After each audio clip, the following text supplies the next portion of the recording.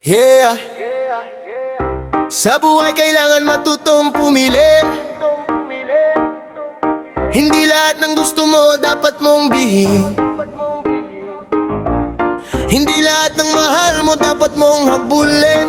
Minsan pagiging praktikal ang paraan para mabuhay at tumibay. Praktikal ako, hindi ibig sabihing madamot. Iniisip ko lang kung saan hahantong ang bawat kilos bago gumastos. Tinitimbang ang kailangan, hindi puro luho. Dapat may para sa kinabukasan kapag may pera. Hindi agad lahat tubusin, may bayarin, may pamilya, may bukas na darating. Kung pwedeng ayusin, bakit kailangang bumili? Kung kaya naman magtiis, bakit kailangang magmadali? Yeah! Hindi masamang mag-ipon para sa pangarap. Hindi kahinaan ang marunong humawak. Sa panahon ngayon kailangan mong maging handa. Dahil ang buhay minsan biglang sumusubok ng walang babala. Pero teka muna, may tanong sa sarili, hanggang saan ba ang praktikal na dapat gawin? Dahil minsan sa sobrang pag-iingat, pati tunay na kaligayahan napapalampas. Praktikal, praktikal, may mabuting dulot, may masamang asal. Minsan kailangan para sa kinabukasan, pero wag mo ngayang puso mo'y mawalan.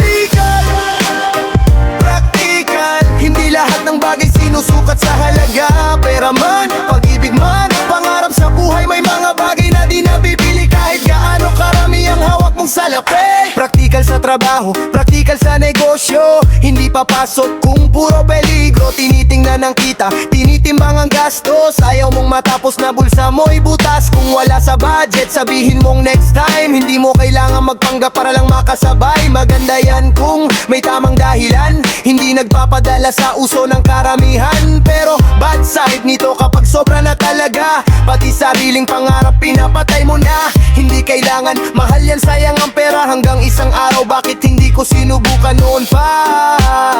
Praktikal, praktikal, may mabuting dulot, may masamang asal. Minsan kailangan para sa kinabukasan, pero wag mo ngayang puso mo'y mawalan.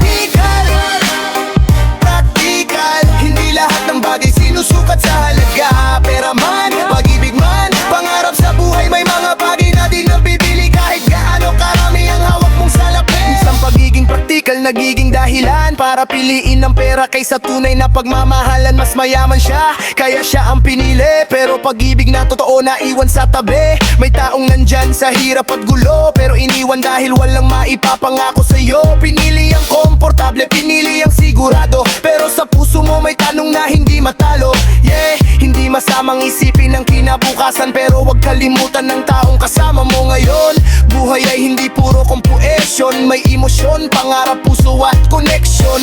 Hindi lahat ng worth it may presyo, hindi lahat ng mahalaga ay may resibo. May yakap na libre pero kayang pagalingin, may taong walang pera pero buong puso kang mamahalin. Yeah, oh, easy now, take it slow. Hindi lahat kailangang bilangin, hindi lahat kailangang sukatin.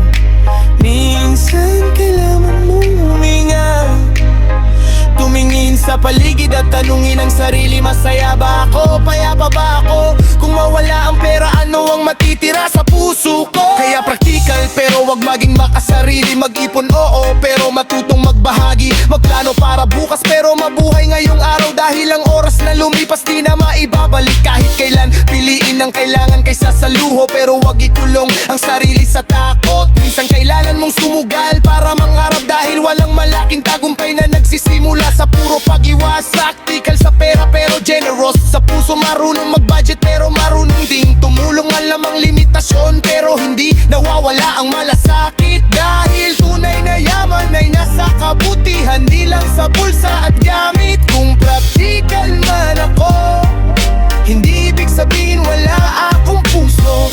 Pinoprotektahan ko lang ang bukas, pero ayokong mawala ang saya ngayon. Kung minsan man akong nagkamali, dahil pinili ko ang mas likas na landas, matutunan kong balansehin ang isip na maingat at pusong marunong magmahal. Praktikal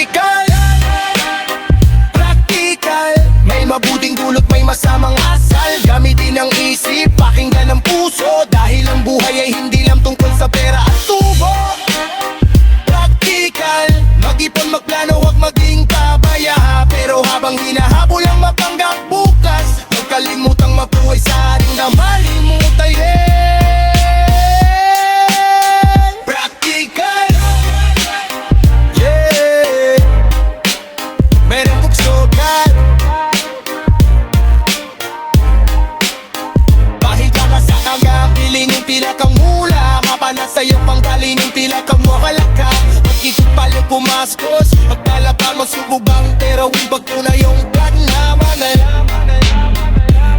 Nagpugisuhan na hindi nabibili ng salamin Dahil sa uli